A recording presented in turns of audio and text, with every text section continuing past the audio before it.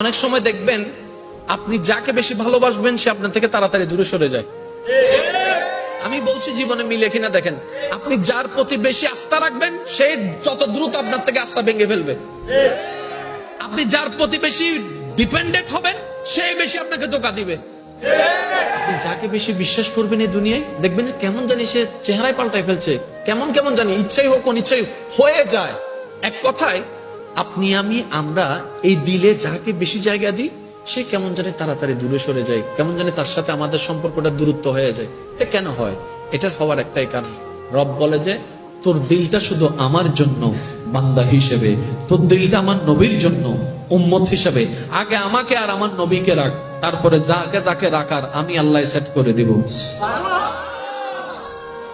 আমরা যখন ওই সিস্টেমটা না মেনে ডাইরেক্ট দুনিয়ার দিকে চলে যাই, ওই দুনিয়াটাই আমাদের কষ্টের কারণ হয়। তারপর আমরা একটা ডায়লগ মারি, এই দুনিয়াতে বিশ্বাসী মানুষ নাই, এই দুনিয়াতে বিশ্বাস করলে ফিটে চুরি খাইতে হয়, এই দুনিয়াতে এমন করলে সব। এই অপছন্দ করা মানুষের কথায় কিংবা কাজে আমাদের দিলে মাঝে মধ্যে একটু আঘাত লাগে না? প্রথম কথা মনে রাখবেন ভাইয়া, এই দুনিয়াতে আপনি আমি যতই যাই কিছু করি, চট্টগ্রামের ভাষায় যদি বলি কলিজা কাইটেও যদি খাওয়াই দিই, খাওয়ার পরে বলবে যে লবণ কম হয়েছে। কলিজা খাওয়াইছেন এটাতে বলবে না, ওই লবণ কম হয়েছে এটা ঠিকই বলবে। এই পৃথিবীর একটা নিজাম, একটা নিয়ম হচ্ছে আপনি আমি হাজার চেষ্টা করলেও পৃথিবীর সবাইকে খুশি রাখতে পারবো না, এটা অসম্ভব।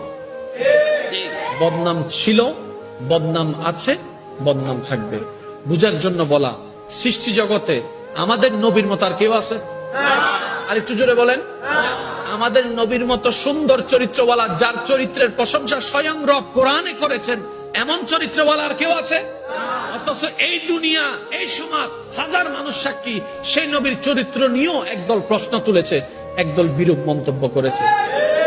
তাহলে যেই দল, যেই জায়গায়, যেই দেশে, যেই পৃথিবীতে, যেই কালচারে নবী রাহমাতুল লিল আলামিনের মতো একজন আল্লাহর নবীর চরিত্রকে পর্যন্ত কথা বলতে মানুষ দ্বিধা করছে না, সে জায়গায় আপনি আমি আর কে?